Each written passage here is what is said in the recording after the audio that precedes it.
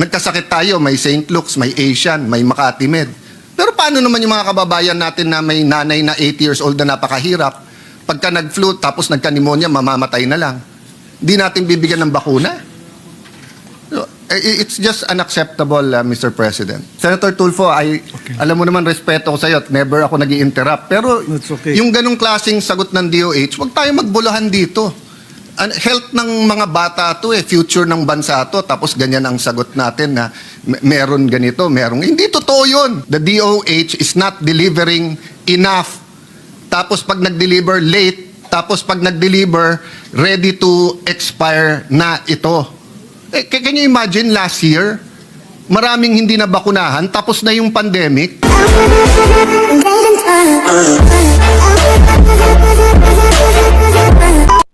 Sir President, with the permission of Senator Tulfo, may I, Yes. Madam Chair, may I just interject? Okay. Just one statement or one question? Ngayon lang. Okay lang, ahead. sir. Yeah. With the permission of the chairperson, Senator Alan Cayetano is recognized. Permission granted. Madam Chair, you said either kulang or what yung vaccine? So no, I was saying that the issue raised by Senator Tulfo is on expired medicines na hindi nagagamit. So sayang, di ba? Sayang ang pera ng tao.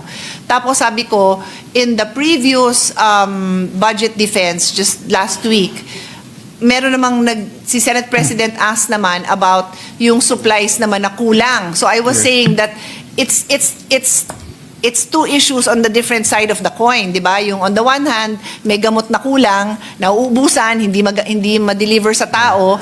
On the other hand, there are other medicines na sobra-sobra at nasasayang And ang that is pera. the answer of the DOH. It's not my answer, it's the answer of Yes. DOH. So let His me Honor just is correct. say, for the record, it's completely wrong. And they are, I'm not allowed to say bini-BS tayo, no? Because you talk to all the mayors, and I'm married to a mayor, they're either late, kulang, or malapit na mag-expire. All around the world, ang flu vaccine, lalo sa matatanda, ay binibigay ng March at April.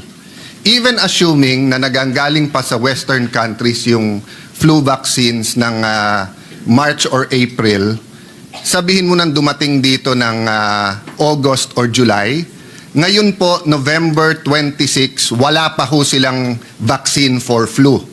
And it expires on December 31.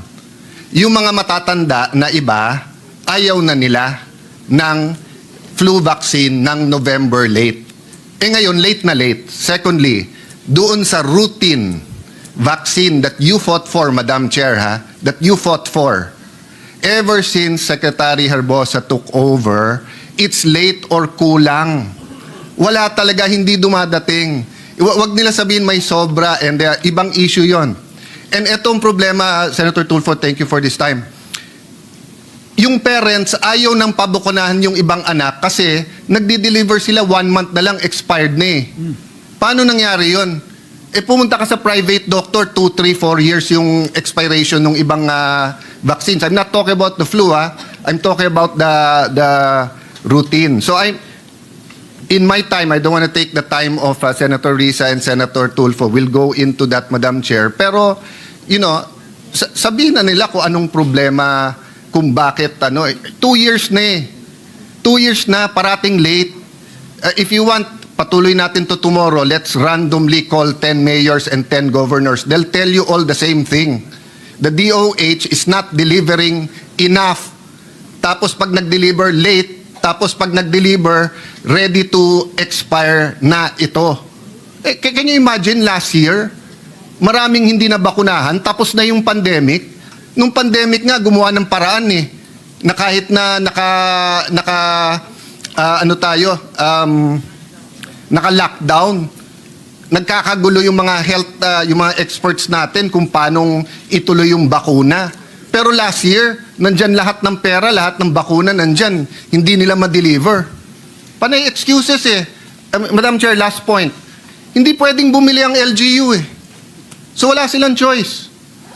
Ibigay na lang ng DOH yung pera sa LGU, sila bibili. Maraming vaccine nung yung routine sa mga bata, hindi pwede. So, Mr. Chair, sorry, Senator Tulfo, alam mo naman, respeto ko sa'yo at never ako nag interrupt. Pero That's okay. yung ganong klaseng sagot ng DOH, huwag tayo magbulahan dito. Health ng mga bata to future ng bansa to, tapos ganyan ang sagot natin na meron ganito, merong... Hindi totoo yun. 2 years na. Kailan magbabago yan? Can you guarantee us? O yun, isang tanong lang. Can you guarantee us in 2026 there'll be no delays? Because if not, let's get a secretary who can. Cambodia at saka Laos hindi nalilate yung bakuna Pilipinas nalilate yung bakuna. Sorry for that, Mr. President. Yes, we took that up the last time around, if the chairperson will recall. The LGUs may, but ang presyo, times 10. Kung 10 pesos ang bili ng DOH, pag LGU ang bumili, Mr. President, hindi nagiging 150 pesos or 100 Mr. pesos. President, hindi lahat po I just called yung yung city health namin. There are certain vaccines they're not allowed to buy kasi DOH lang ang pwede. Yeah, anyway, doon man sa pwede, mas mahal, kaya hindi Bakit? sila pwede. Okay, Go ahead. can I give a quick response, no? Go ahead, Mr. President. So, Mr. President, the Secretary admits that they've had a major procurement problem. In fact, he has fired their procurement officer. As to whether they can handle it better next year, I don't know yet if there's an answer because the Secretary admits that given the billions of pesos involved here, there is so much competition among the bidders. And this representation recognizes that that is an issue, but that this representation also recognizes that if there's a will, there's a way. Because if Cambodia and Laos, if we do our job well, hindi dapat... Madam Chair, just as a follow-up. Let me complete my Yes. sentence. These bidders should be the ones following our rules and not dictating. Because of the delay, then we are now putting... I am one with His Honor that we are putting our children's lives at risk. Yes. Sorry to interrupt, Madam Chair, but you're talking about bidders. Hindi ba ang ginawa ng DOH dinaan sa UNICEF? Di ba ang procurement nyo ng vaccines ng routine dinaan nyo sa UNICEF? According to the Secretary, before it was, and this representation also Oh. remembers, before, like for example, the hepatitis Yeah, what's B before, vaccine Madam was Chair? passed Last year. through UNICEF. Pero now, according to the Secretary, mga 10 years ago pa daw, that, according to the Secretary, nung USEC pa siya, sandali, I am receiving So last conflicting year- so the- information. Hold on, Yeah. hold on. Di ba? Dinaan nila sa UNICEF.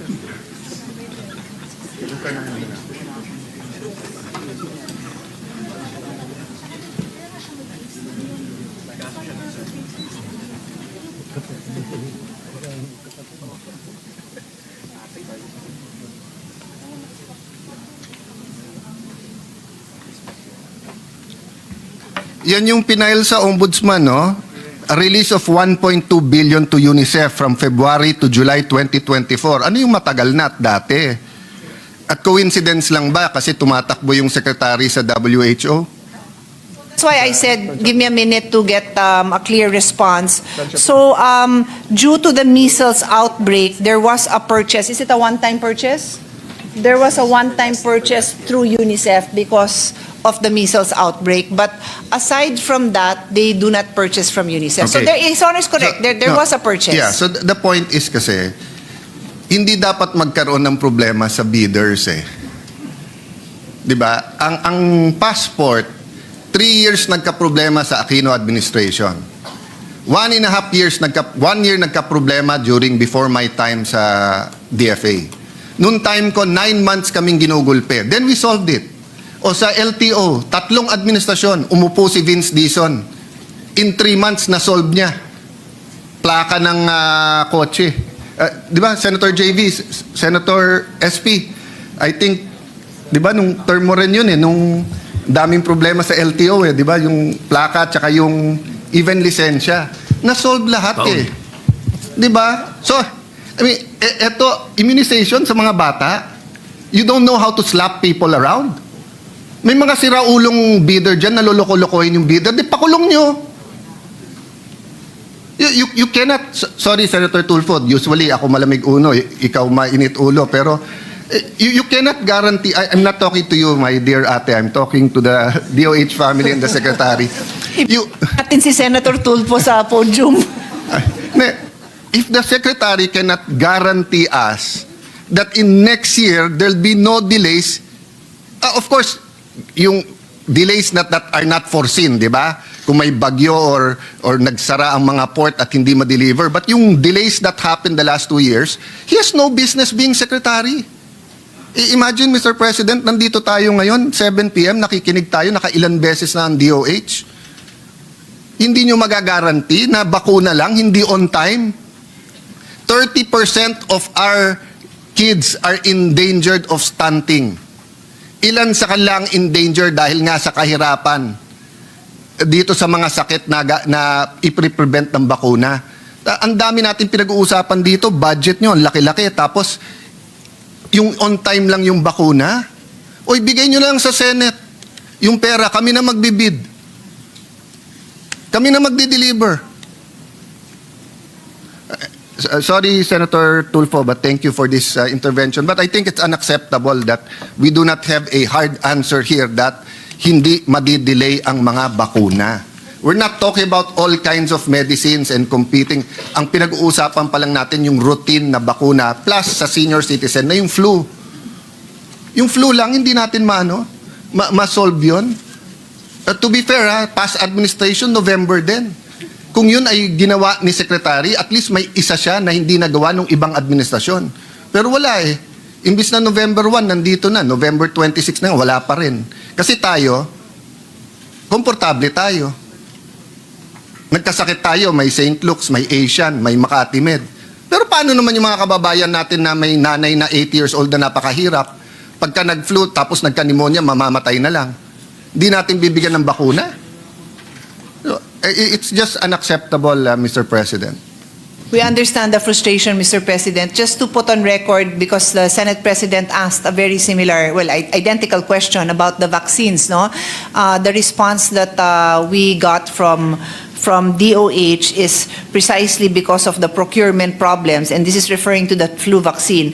The procurement problems, the problems with the bidders, the vaccine, which was due to come sometime March, April, kung madelay man sana May, will be arriving December. So what they did was the December vaccine is now has that formulation for the next year's variants of viruses that are normally, that are predicted to happen next year. But I hope Senator Alan heard that because that response was for him. Thank you, Mr. President. Senator Thank Tulfo, you. you have the floor again. Thank you, Madam Sponsor. Thank